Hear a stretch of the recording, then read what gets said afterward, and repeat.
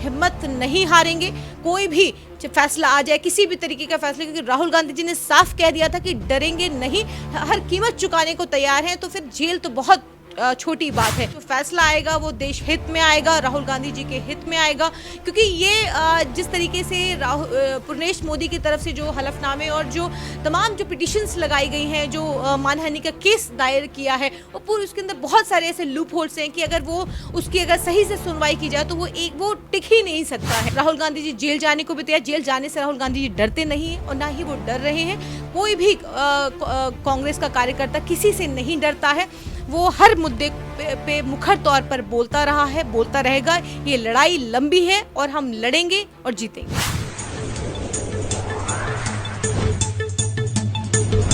नमस्कार, times world देख रहे हैं आप। मैं आपके साथ औरंगजेब चौधरी। हमारे साथ बातचीत करने के लिए सुप्रीम कोर्ट के एडवोकेट आरफा खानम हमारे साथ मौजूद हैं। राहुल गांधी मामले में एक बार फिर से जो है पुरनेश मोदी ने सुप्रीम कोर्ट में अर्जी लगाई। उन्होंने कहा है कि राहुल गांधी को जो है राहत ना दी जाए। इसी पे हम बातचीत करेंगे। मैम, किस तरीके से पूरे मामले को देख रहे हैं, जिस तरीके से राहुल गांधी मामले में जो है पुरनेश मोदी ने सुप्रीम कोर्ट में अर्जी लगाई है कि राहुल गांधी को राहत ना दी जाए?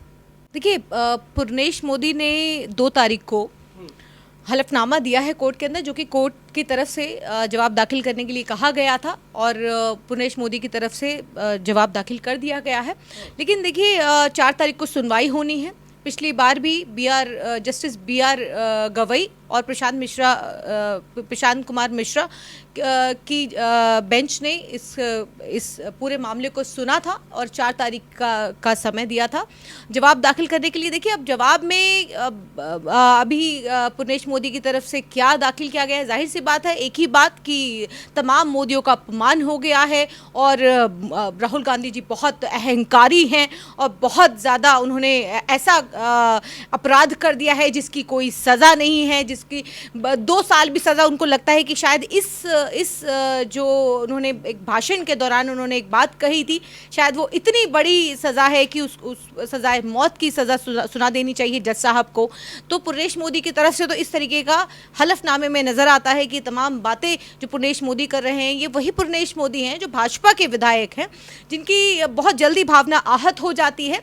आपको याद दिलाना चाहती हूँ कि जो ये पूरा खेल जो गुजरात में शुरू हुआ कि एक कर्नाटक की चुनावी रैली के दौरान जो राहुल गांधी जी ने एक भाषण में कहा था कि ये तमाम जो नीरव मोदी, जितने भी विजय माल्या, तमाम जो ये मोदी हैं जो देश छोड़ के भाग चुके हैं, हज़ारों हज़ार करोड़ रुपए देश का लेके भाग चुके हैं, ये पैसा किसका है? देश की जनता का है, देश की आवाम का है, हमारा और आपका पैसा है। ये जो पैसा लेके फरार हुए हैं जो मोदी जी के जो बाकी मित्र हैं, ये सारे जो चोर हैं, ये मोदी ही क्यों हैं? तो देखिए, अक्सर ऐसा होता है कि भाषण के दौरान या अक्सर हम लोग भी कोर्टों के अंदर जब दलील देते हैं तो तमाम तरीके के उदाहरण देते हैं, तमाम तरीके के एग्जाम्पल्स होते हैं जिसमें हम अलग अलग तरीके से जज साहब को कन्विंस करने की कोशिश करते हैं, अपनी बात रखते हैं। तो अगर इसी तरीके से अगर यही होता रहा, बहुत हमने देखा है कि हम बचपन से देखते आए हैं कि बड़े बड़े जो नेता रहे हैं वो कैसे व्यंग किया करते थे एक दूसरे के ऊपर। ये सब एक चुनावी भाषण का भी एक हिस्सा है। संसद के अंदर भी इस तरीके से बहुत सारे चुटकुले भी छोड़े जाते थे, बहुत सी ऐसी बातें कही जाती थी, कविताएं कही जाती थी। तो इस तरीके की चीज़ें जो हैं वो एक कहीं ना कहीं एक राजनीति का एक हिस्सा रही हैं। लेकिन जिस तरीके से राहुल गांधी जी के ऊपर ये मानहानि का 499 के अंदर मानहानि का जो ये पूरा केस और मैक्सिमम सज़ा इसके अंदर 2 साल सुनाई गई, आज तक ऐसा इतिहास में नहीं किया गया कि मैक्सिमम सज़ा जो है वो मानहानि के केस में, पहली बात तो मैक्सिमम सज़ा तो तब होगी जब केस आप प्रूफ कर पाएंगे। मानहानि बहुत सारे ऐसे केसेस में, क्योंकि हम लोग हर रोज़ डेफेमेशन केस करते हैं और डेफेमेशन केस के अंदर हम लोग ये भी देखते हैं कि वहाँ पर जो है वो आप प्रूफ ही नहीं कर पाते हैं कि डेफेमेशन हुआ है, और प्रूफ कर भी देंगे तो फिर वो इतनी मैक्सिमम सज़ा नहीं होती है। ये मैक्सिमम सज़ा की इसलिए गई ताकि राहुल गांधी जी की सदस्यता रद्द हो सके। अब थोड़ा सा बैकग्राउंड अगर हम समझें कि पूरा ये बैकग्राउंड क्या है, किस तरीके से ये जो गुजरात के अंदर जो खेल हुआ, लोअर कोर्ट के जजेस से लेकर के हम अगर हाई कोर्ट के जजेस की बात करें कि लोअर कोर्ट के जो जज साहब थे उनको किस तरीके से इस केस के अंदर किस तरीके की प्रमोशन मिली। फिर सेशन कोर्ट की बात करें तो आपको याद होगा तुलसी प्रजापति में अमित शाह, तुलसी प्रजापति के हत्याकांड के अंदर जो अमित शाह के वकील थे वो सेशन कोर्ट के जज साहब थे। तो आप समझ जाइए कि लिंक कहाँ से कहाँ जुड़ रहे हैं। और फिर उसके बाद अगर हम गुजरात हाई कोर्ट की बात करें तो नरोदा नरसंहार के अंदर ये उसके अंदर भी जो ये वकील जो जज साहब थे तो ये भी उसके अंदर वकील थे। तो आप समझिए कि ये तार कहाँ से किसके जुड़े हुए हैं। तमाम जो गुजरात के अंदर जो ये हाई कोर्ट से लेकर लोअर कोर्ट से लेकर के सेशन कोर्ट से लेकर के किस तरीके से पूरा मैनेज था, ये आप अगर थोड़ा सा बैकग्राउंड समझेंगे तो आपको मालूम चलेगा कि सारे जो तमाम वकील थे ये किस तरीके से भाजपा की पैरवी करते नजर आए थे, और फिर उसके बाद वो जज बनकर के किस तरीके से तमाम जो पूरा ये जो राहुल गांधी का केस है ये किस तरीके से फिक्स नजर आया गुजरात के अंदर। आपको याद ये भी होगा कि यही पुरनेश मोदी जिन्होंने अपनी पिटीशन को वापस लेने के लिए जो एप्लीकेशन लगाई थी, क्योंकि इनको लग रहा था कि शायद, क्योंकि कई बार क्या होता है कि हाई कोर्ट के अंदर भी कई ऐसे जजेस होते हैं जहां पर मुकदमा जाता है, चला जाता है, वहां पर शायद उनकी फिक्सिंग जो थी वो सही जगह नहीं बैठी, और फिर उसके बाद उनको लगा कि थोड़े वक्त बाद जहां जो फैसला ये कराना चाह रहे थे वो फैसला वो उनको लगा कि अब उनके हक में आ सकता है, तो फिर उन्होंने फास्ट ट्रैक तरीके से इसको चलाया। और ये कब चला? जब राहुल गांधी जी संसद के अंदर एक तस्वीर दिखाते हैं और पूछते हैं 20,000 करोड़ रुपए किसका है, जो शेल कंपनियों के अंदर जो पैसा लगा है, जो फर्जी शेल कंपनियां हैं, जो पैसा लगा है वो किसका पैसा है, एक तस्वीर दिखाते हैं। उसके बाद इतना फास्ट ट्रैक कोर्ट काम करता है जितना हम निर्भया के बाद जो फास्ट ट्रैक कोर्ट बनाई गई वो भी इतना तेज काम नहीं करती है जितना फास्ट ट्रैक कोर्ट जो है वो राहुल गांधी जी के केस के अंदर 10 दिन के अंदर उनको सजा, मैक्सिमम सजा सुना दी जाती है। उसके बाद अब गुजरात के अंदर जब ये फैसला आ गया तो उसके बाद फिर सुप्रीम कोर्ट लेके गए ये जो एसएलपी को, और फिर उसके बाद जब वहां पर दाखिल की गई तो फिर आपने देखा कि किस तरीके से वहां पर जो है वो अभिषेक मनु सिंघवी जी ने वहां पर दलीलें दी, और फिर उसके बाद जवाब दाखिल करने के लिए कहा गया पुरनेश मोदी को, और फिर उसके बाद 4 तारीख को अभी दोबारा से इसकी सुनवाई होनी है कोर्ट नंबर 4 के अंदर, आइटम 51 है। तो हम सभी लोगों की नज़र सुप्रीम कोर्ट के ऊपर टिकी हुई है। लगातार हम लोग देख रहे हैं कि सुप्रीम कोर्ट से किस तरीके की फटकार केंद्र सरकार को लगाई जा रही है, चाहे वो मणिपुर हो, चाहे फिर वो देश के अंदर होने वाले दंगे हो। तो देखिए लगातार हम लोग इस पर नज़र बनाए हुए हैं, उम्मीद करते हैं सुप्रीम कोर्ट से, क्योंकि सबसे सर्वोच्च न्यायालय है, सर्वोच्च न्यायालय से हम लोग उम्मीद लगाते हैं कि शायद वहाँ से जो फैसला आएगा वो देश हित में आएगा, राहुल गांधी जी के हित में आएगा। क्योंकि ये जिस तरीके से पुरनेश मोदी की तरफ से जो हलफनामे और जो तमाम जो पिटिशंस लगाई गई हैं, जो मानहानि का केस दायर किया है, वो पूरे उसके अंदर बहुत सारे ऐसे लूप होल्स हैं कि अगर वो उसकी अगर सही से सुनवाई की जाए तो वो टिक ही नहीं सकता है। तो देखिए ये तमाम चीज़ें हैं जिसको अभी जजेस जो हैं उनको देखेंगे, 2 जजेस की बेंच है, उस पर सुनवाई होनी है और देखेंगे 4 तारीख को किस तरीके का फैसला आता है। हमें पूरी उम्मीद है कि फैसला राहुल गांधी जी के हित में आएगा, उनके हक में आएगा, और तमाम, क्योंकि अगर उनके हक में नहीं आता है तो ये बहुत बड़ी निराशा की बात होगी। लेकिन फिर भी हिम्मत नहीं हारेंगे, कोई भी फैसला आ जाए, किसी भी तरीके का फैसला, क्योंकि राहुल गांधी जी ने साफ कह दिया था कि डरेंगे नहीं, हर कीमत चुकाने को तैयार हैं। तो फिर जेल तो बहुत छोटी बात है।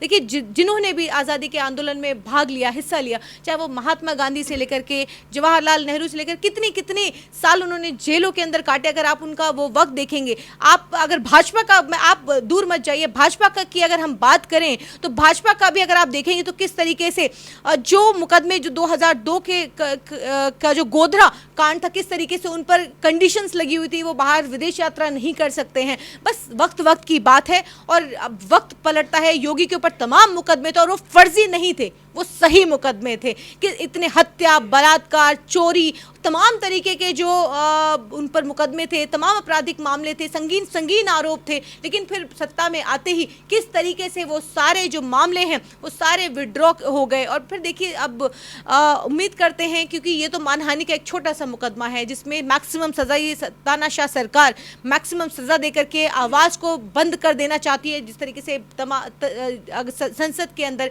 कार्यवाही नहीं, किसी भी तरीके से कोई चर्चा नहीं होती है। मणिपुर की अगर हम बात करें तो रूल 267 के अंदर जिस तरीके से लगातार चर्चा की बात हो रही है, कभी माइक बंद करते हैं, तमाम सांसद जो हैं वो संसद के बाहर बैठ करके धरना दे रहे हैं कि मणिपुर पर चर्चा हो, देश के अंदर जिस तरीके से सांप्रदायिक माहौल बनाया जा रहा है उस पर चर्चा हो। लेकिन चर्चा ना हो, इसीलिए जगह जगह जिस तरीके के दंगे और फसाद करवाए जा रहे हैं, ये कौन करवाए, किसके इशारे पर, किसके कहने पर हो रहा है, वो देश जानता है। उम्मीद करते हैं 4 तारीख को फैसला लेकिन पुर्णेश मोदी की तरफ से लगातार बोला जा रहा है घमंडी है, अहंकारी है, माफी मांग लेते, बार बार इस बात को बोल रहे हैं वो। देखिए, पुर्णेश मोदी के कहने से देश नहीं चलेगा। पुर्णेश मोदी किसी पर भी किसी भी तरीके का आरोप लगा देंगे तो उनके कहने से चीज़ें नहीं चलती हैं। वो कह देंगे कि सुप्रीम कोर्ट को वो अपने हिसाब से नहीं चला सकते, जिस तरीके से गुजरात के अंदर अपने इशारों पर जिस तरीके से चला रहे थे। पुर्णेश मोदी भी देखिए, मैं कहती हूँ एक तरीके की कठपुतली है कि जिस कठपुतली की तरह काम कर रही है, और पुर्णेश मोदी एक मोहरा है बीजेपी के लिए कि वो उस मोहरे का अपने तरीके से इस्तेमाल कर रही है बीजेपी। और देखिए, आने वाले जो चुनाव में राहुल गांधी जी हिस्सा ना ले सकें, क्योंकि देखिए वो आज जन जन की आवाज़ बन करके निकले हैं। आज जिस तरीके से देखिए भारत जोड़ो यात्रा के बाद जिस तरीके से राहुल गांधी जी का एक जन सैलाब राहुल गांधी जी के लिए उमड़ा था, आपने देखा कि आज भी राहुल गांधी जी कहते हैं हर कीमत चुकाने, सत्ता हासिल करना राहुल गांधी जी का मकसद नहीं है। कभी भी राहुल गांधी जी का मकसद कुर्सी हासिल करना नहीं था, देश को जोड़ने की। उनके घर ने, उनके दादा ने, उनकी दादी ने, उनकी माताजी ने किस तरीके से देश को संभाला, देश किन परिस्थितियों में था और किस तरीके से उन्होंने, उनके घर ने किस तरीके की कुर्बानियां दी हैं, वो भी देश जानता है। और आज हम उस तानाशाह के दौर में हम जी रहे हैं, जहां पर सांस लेना भी मैं कहती हूँ कि उसका भी हमें आने वाले वक्त में टैक्स देना पड़ेगा, कि अगर आप सांस भी लेंगे तो उसका टैक्स आपको पे करना पड़ेगा। जिस तरीके से पहले जजीरा वसूला जाता था, इसी तरीके से अब जजिया वसूला जाता था, उसी तरीके से अब सांस लेने के लिए भी आपको जजिया देना पड़ेगा। तो देखिए, उम्मीद करते हैं सुप्रीम कोर्ट से वो फैसला आएगा जो देश हित के लिए होगा और सभी के लिए, क्योंकि अगर फैसला हित में नहीं आता है तो देखिए बहुत बड़ा एक झटका होगा, हर किसी के लिए होगा। क्योंकि राहुल गांधी जी जेल जाने को भी तैयार, जेल जाने से राहुल गांधी जी डरते नहीं हैं और ना ही वो डर रहे हैं। कोई भी कांग्रेस का कार्यकर्ता किसी से नहीं डरता है, वो हर मुद्दे पे मुखर तौर पर बोलता रहा है, बोलता रहेगा। ये लड़ाई लंबी है और हम लड़ेंगे और जीतेंगे। लेकिन सवाल ये है कि जिस तरीके से पुर्णेश मोदी ने राहुल गांधी पर आरोप लगाए हैं, राहुल गांधी अगर सुप्रीम कोर्ट से क्लीन चिट मिलती है तो क्या पुर्णेश मोदी के खिलाफ भी आप लोग कार्रवाई करेंगे? देखिए, पुर्णेश मोदी मैंने कहा ना कि पुर्णेश मोदी बहुत बड़ी मछली नहीं है। देखिए, वो जाहिर सी बात है, वो एक मोहरा है और उसको मोहरे की तरह इस्तेमाल किया जा रहा है। और देखिए, फैसला कुछ भी आएगा, पुर्णेश मोदी कुछ भी कह रहे हैं, किसके कहने पर कह रहे हैं, क्या कह रहे हैं, देखिए मकसद ये नहीं है। मकसद यही है कि आज जिस तरीके से देश के अंदर दंगे फसाद जो हो रहे हैं, जगह जगह आप देख रहे हैं, चाहे वो हरियाणा हो, राजस्थान हो, मणिपुर हो, ठीक है, कहीं पर भी किसी भी तरीके के दंगे जो करवाए जा रहे हैं, बीजेपी जिस तरीके से जगह जगह सुनियोजित तरीके से ये दंगे करवा रही है। और अब आने वाले वक्त में आप देखिएगा यूपी के अंदर भी, यूपी और राजस्थान की भी तैयारी है पूरी तरीके से। दिल्ली हाई अलर्ट पर है और दिल्ली के तमाम जो एनसीआर जो है, नोएडा हो, गुड़गांव हो, ये तमाम जो जगह हैं, ये सभी हाई अलर्ट पर हैं। देखिए, पुर्णेश मोदी मैं समझती हूँ कि वो अहंकारी कहें, वो तो देखिए आपको याद होगा कि किस तरीके से भाजपा कांग्रेस को, जो कांग्रेस की अध्यक्षा को किस तरीके से जर्सी गाय और कांग्रेस की विधवा तक कहा है। तो ये हेट स्पीच नहीं थी, ये अपमान नहीं था। तो आज देखिए 20 करोड़ की गर्लफ्रेंड कहते हैं, देखिए, तो ये इस तरीके के बयान, घृणित बयान देते रहे हैं और ये देते रहेंगे, क्योंकि इनका मकसद देश को जोड़ना नहीं, देश को तोड़ना है। तो हमें इन सब बातों से कोई फ़र्क नहीं पड़ता। हमें सिर्फ और सिर्फ हम देश की बात करते हैं और देश की बात करते रहेंगे। कांग्रेस का हर कार्यकर्ता जैसे पहले सड़कों पर था आंदोलित, उसी तरीके से सड़कों पर आंदोलित रहेगा। उम्मीद करते हैं देश की सर्वोच्च न्यायालय फैसला हक में आएगा, क्योंकि देखिए अगर पिटीशन के अंदर कुछ ऐसा होता या ऐसा कोई बड़ा क्राइम, हीनस क्राइम होता, तो हमें समझ में आता कि शायद कोई ऐसा राहुल गांधी जी ने कोई बहुत बड़ा हीनस क्राइम कर दिया। लेकिन एक स्पीच, एक चुनावी रैली के दौरान जो कि एक क्वेश्चन था, एक सवाल था, देश की जनता से एक सवाल था कि सारे जो मोदी हैं वो चोर ही क्यों होते हैं। तो इस तरीके का सवाल जो है वो देश की जनता से पूछना, किसी की भावना नहीं आहत करने का मकसद है, जो कि साफ बार बार राहुल गांधी जी ने कहा है कि किसी की भावना आहत करने का मकसद नहीं था, कि इसके पीछे कोई इंटेंशन नहीं थी। इंटेंशन देखी जाती है अक्सर किसी भी मानहानि के केस में, कोई इंटेंशन नहीं थी चुनावी रैली के दौरान।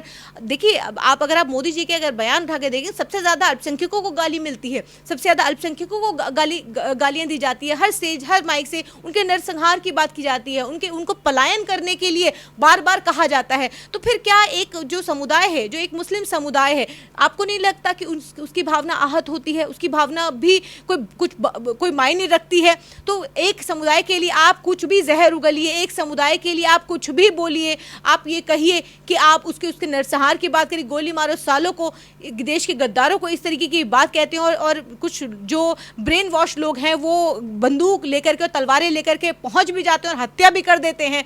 तो देखिए ये तमाम चीज़ें हैं, और देश, मैं समझती हूँ कि राहुल गांधी जी ने ऐसा कोई ऐसा बयान नहीं दिया जिस पर राहुल गांधी जी को शर्मिंदा होना चाहिए, किसी को भी शर्मिंदा होना चाहिए, या उन्हें देश से माफ़ी मांगनी चाहिए।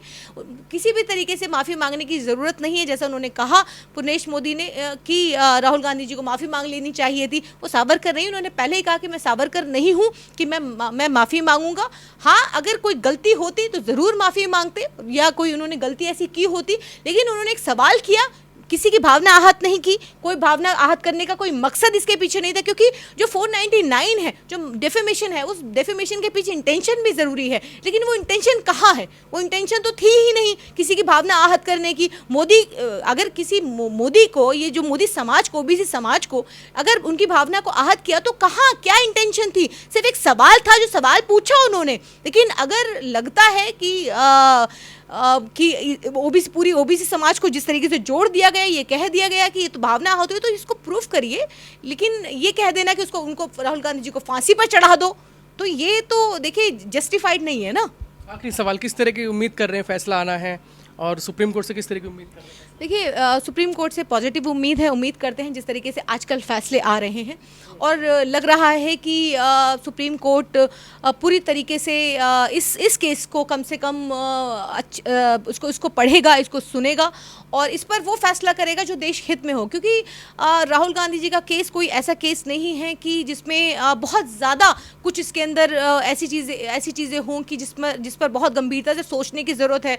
कि एक भाजपा का कोई समर्थक उठ करके आ जाता है, कोई विधायक उठ के आ जाता है और कहता है मेरी भावना आहत हो गई, ठीक है, और उसके अंदर वो ये कहता है कि उसने पूरी तमाम ओबीसी समाज को आहत कर दिया, पूरी ओबीसी समाज को गाली दे दी, तो वो कहाँ, कोई आधार नहीं है इसके अंदर, ये पूरी ओबीसी कोई इंटेंशन नहीं है इसके अंदर। तो देखिए, मुझे लगता है कि ये सुप्रीम कोर्ट के अंदर ये केस टिक नहीं सकता। संसदीय और बंगला वापस होगा? बिल्कुल होना चाहिए, क्योंकि जब सुप्रीम कोर्ट से ये एसएलपी ये कन्विक्शन पर डाली गई है, तो देखिए ज़रूर उम्मीद करते हैं कि सुप्रीम कोर्ट फैसले के बाद सदस्यता भी वापस होगी और चुनाव में भी हिस्सा ले पाएंगे।